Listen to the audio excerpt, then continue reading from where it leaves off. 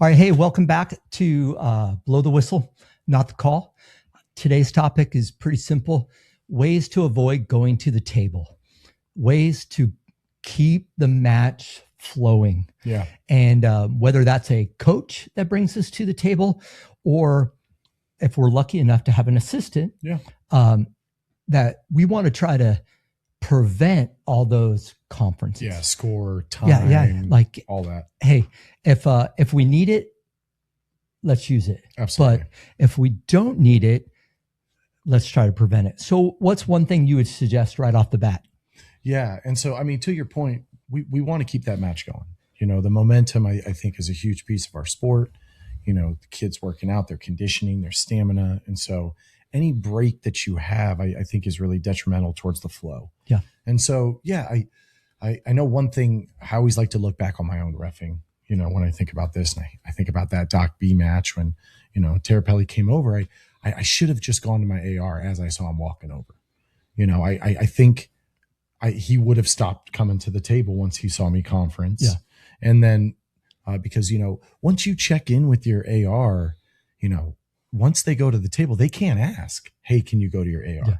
Because I've already done that. You know, I've already done that piece. But I think in that moment, I was letting action continue and he got to the table. So I wasn't able to beat him there. But in hindsight, I think I should have gone to my AR first. I think whenever you can get to your AR first, I think one, that shows coach that, you know, you're not making this call on your own and you're seeking help. And, you know, I think that builds some rapport too. But two, it prevents that request. Yeah. You know, hey, can you check with your AR? I've already done that. So, you know, as I think about my season this past year, that's definitely one thing that I think I could do better. Okay. And, you know, let's make it a real life situation then. Yeah. You're on the whistle. I'm on the outside or assistant. Yeah. Okay. So we're working together and you have a close takedown out of bounds. Yeah. And let's say you call the takedown and I'm on the other side and it's really close. Yeah. And so using that logic that you just had, what would you say, do, communicate with me right off that call before we even go back to the center? Yeah.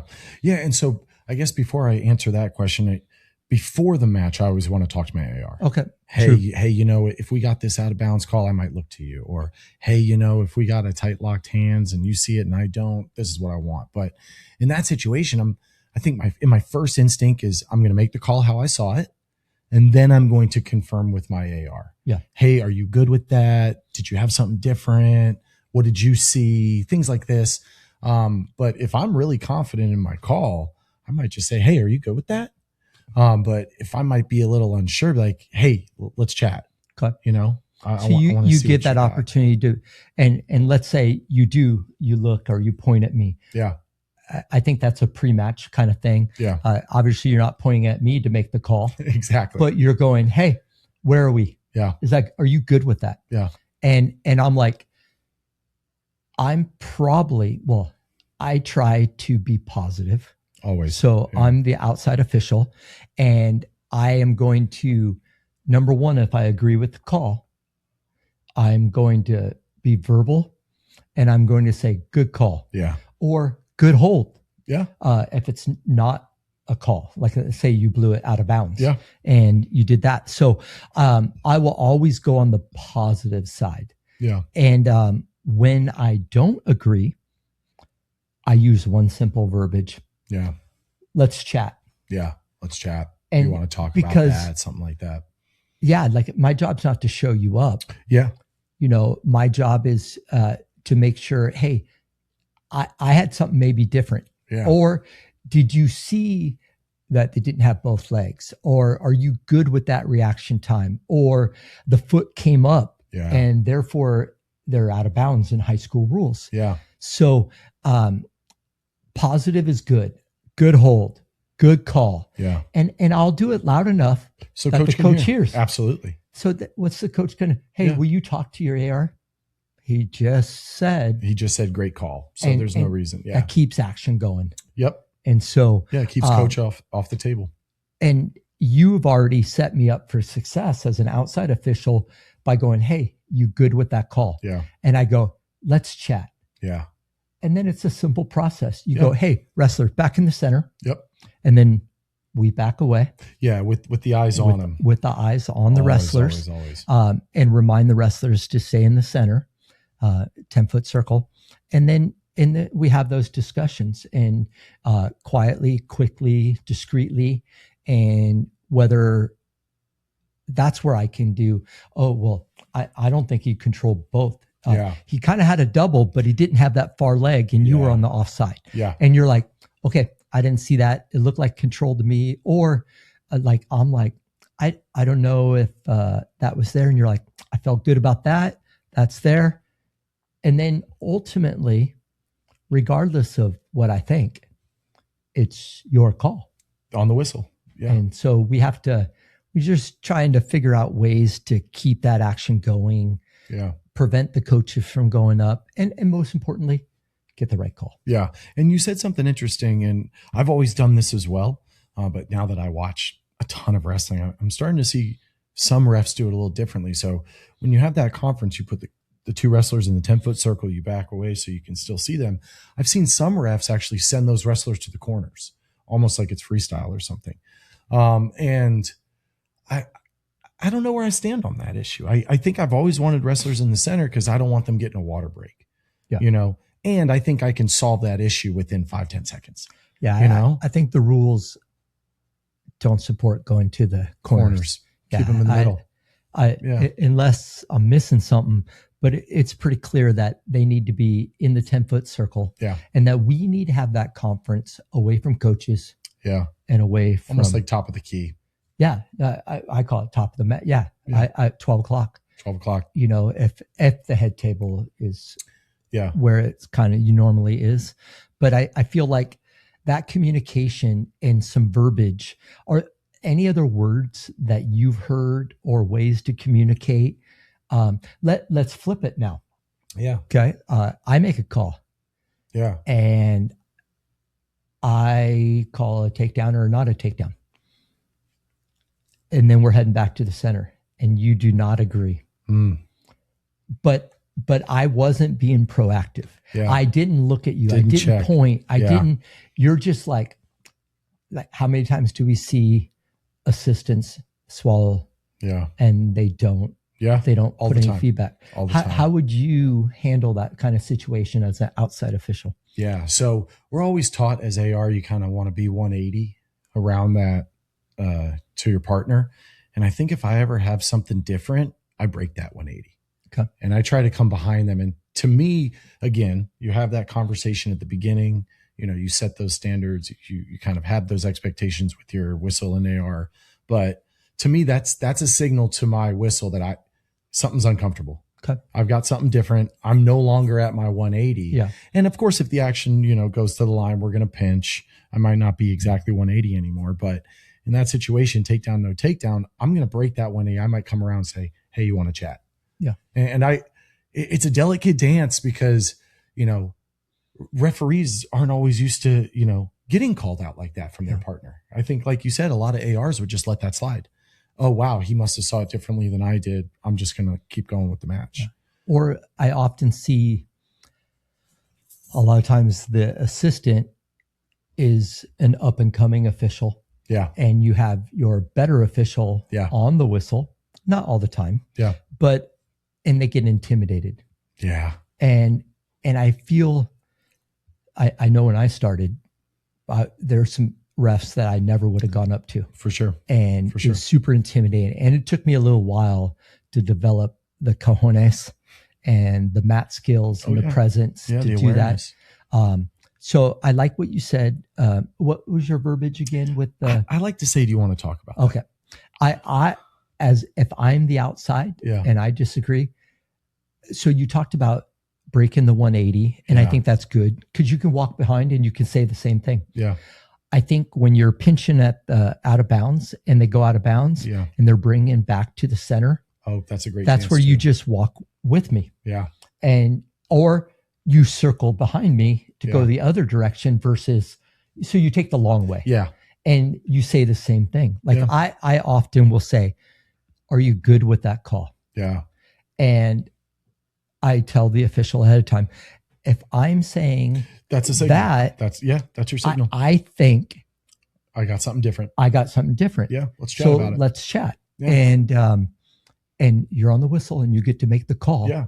But to that point, I think you said in the last video too, that, if you're on the whistle and that AR does come to you with something different, they got to talk you out of it. Yeah. You made a call because you saw it a certain way. And, you're now at a level where it's, you're seeing things pretty clearly. And so if someone does say, hey, I got something different, they're going to have to talk you out of that. Yeah. Yeah. It's not you got something different. Let's change it. Yeah. It's, well, hold on. What do you mean? What'd you see? And then it's really a persuasion thing, I think, at that point. And hopefully we're past that stage. Yeah. I feel like we really emphasize in our association in San Diego. Yeah. We're equal and we need to talk. Absolutely. And regardless of, we had, we're spread a little thin in postseason, and right. We had some very good officials, but very new to those intense situations. Yeah. And so you and I were working a state qualifier one, and we're trying to pair people up, and I'm trying to bounce around and do all that. And my biggest goal for them was to realize that you are now at a level that you need to also respect the sport. Absolutely. And you need to talk with Connor. Now, we can say that over and over again. Yeah. And I don't think any of them. It's different when you go out there. Yeah. Yeah. But we're instilling that from day one. Yeah. Versus when I started and they're like, watch the clock, watch the score, shut up. Yep. And I'm like, okay. Yeah. Clocks and locks. And so we have 4 eyes. Yeah. We have 2 people. Yeah. Let's get the call right. Yeah. Let's work together. Let's keep the match flowing. Mm-hmm. And which kind of brings me to my next point. These comms. These are awesome. Yeah, these things are great. Actually, I have a little pet peeve with them, but it's very an individualistic thing. So I'll post links on down below on these ones. But California last year followed up with some of the colleges, and enough of us had comms that we brought them. And I think some officials started using them in the quarterfinals. Yeah. A lot of us used them in the semis, and then we had the opportunity to also use them in the finals. Yeah. But this is a way that you and I on headsets, very, very simple. If people have not used these, you plug them in and you hook them on your belt, and one goes in your ear and the other one is a mic. Yeah. And you kind of feed it through your shirt so the wire doesn't get in the way.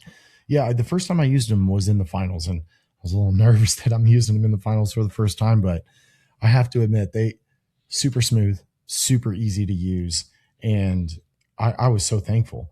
Not that I missed anything or anything, even had potential to get missed. It was a pretty cut and dry match, but being able to talk to someone, hey, if we go out of bounds here, remember you got 1 stall on red, you know, just having that in your ear as you're watching the action. I thought was super helpful. I think some refs have reported sometimes your partner might talk too much. Yeah. So pros and cons of using them. And I think, you certainly have to have that conversation before the match. Yeah. Anytime. So pros were able to communicate without being right next to each other. Yeah. Pros, if you do have different levels of officials, and let's say you and I are working with a first or a second, let's forget about the state finals. Yeah. Let's forget about college. Let's go to a local tournament. Training. Great training tool and sure. The ability to, again, not everybody wants to hear as much. Yep. But I feel like that would have been helpful when I started. Yeah. People talking me through things. Oh, especially when you're getting, maybe a higher level move that you might not see as like they're running a Blair ride. Yeah. And they don't know exactly what to look for. You're like, hey, make sure that hand stays on the back. Yeah. If it comes off, we got to stop that, potentially dangerous, things like that. And I think to your point with those training tools at the younger refs, I think you can see bigger jumps quicker. Absolutely. Because they have that mentor in their ear in the action. Yeah. And I think that's a huge and you advantage. I always use I don't know if this is correct. Well, it's not correct NFHS, but you're either babysitting or you're babysat. That's right. And so this ability to communicate and to share, like, hey, good hold. Yeah. Good hold. Yeah. I might not have to be screaming that in a dual meet for them to hear. Yeah. And that ref that's on the whistle is getting reassurance that, okay, there's not control yet. Yeah. He's telling me good hold. Yeah. And I think this is better because it's in the real time, because we've done that before on Mat Boss, you know, where we'll record and we'll say, hey, great hold there. Or, hey, you know, maybe call stall there when they're backing out. These are the criteria you want to look for. But I think what we've seen is not all of our refs always watch those videos. Correct. And so I think in real time, if you're in their ear as they're reffing, it's kind of forcing that reflection upon them, you know, versus, hey, go back and watch that video that we saw. There's a back out and they don't call it. I'm probably not going to interject and make them call a stall. Yeah. But I might use something on a comms and go, he backs out again. You better hit him. Or if that guy shoots, that other guy is stalling. 4 shots to nothing now. So now you talked about some negatives. I have a personal one that I'm actually deaf in one ear. Oh, that's so putting it in one ear, but this is still better than you and I have worked together before. And there are times where you circle by or somebody will circle by and they'll say something. Yeah. I have no clue what they said. Yeah. So it's tougher. I just roll with it. It's who I am. It's my own unique thing. So sometimes covering up my own ear, if there was a perfect world, I would want to move away from ear pieces. And I would want to move to the bone conducting, like shocks. Yeah. And I think one of our refs has something like that. Kind of just sits on your ears and it just amplifies right where your temples are. And so even with somebody like me that has hearing loss, the bone conducting vibrates. Yeah. And I no longer rely on my middle ear for the conjugation of the sound. So nice. So when I listen to music and I have those on, you can hear everything crystal clear. Wow. Because all my damage is in the middle ear. Yeah. And quite a few people are like that. So interesting. Hopefully technology will get there and we'll work with that. But safe to say we're big fans. Big fans. Yeah. Being able to communicate in real time without having a circle, you can keep that 180, I think is awesome. We've even talked about purchasing some for the association. Which reminds me, I should probably put that on our notes for our next meeting. That's right. But budgeting some, these honestly weren't that expensive. These were less than $100. Nice. And so I'll share some links on there. You can get $5, $7, $1,000 ones that connect to Motorola's and bigger and better. They're really not a huge investment.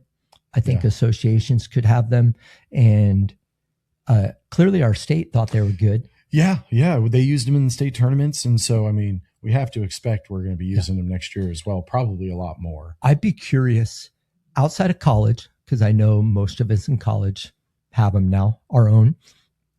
If you're a high school ref, have you used comms? And if you did your association pay for them? Did your state pay for them? Or did you just buy them yourself? Please let us know in the comments below if you think comms are valuable or not, and why. Yeah. And then share with us how you're getting resources. And please also share. Right now, I see 3 or 4 different models. Yeah. There's really only 2 that are below $100, one that's around $200. And we can go from there. Sure. One thing we didn't talk about, I only have 2. Yeah. But you can series these in 3s and 4s. Oh, wow. So you could actually have 2 refs out there. And then one on the side. And one on the side. Wow. A trainer. Yeah. 3 refs, almost like it's freestyle now, right? Oh, there you go. There you go. So again, put this in your comments and let us know whether you think comms. Also, if you have any other advice on how to speed up matches, communications, and don't ever tell somebody as an outside official, just watch the clock. So don't do that. You're a team out there. We are a team. And I think next week we're going to start talking about assistant officials. That's right. Yeah. And how we're going to communicate. And when that communication breaks down, we'll probably show some really good examples. Yeah. And then we'll show some less. Maybe things we do differently. Yeah. Yeah. I think that's a nice way to say it. All right. We'll see you next time.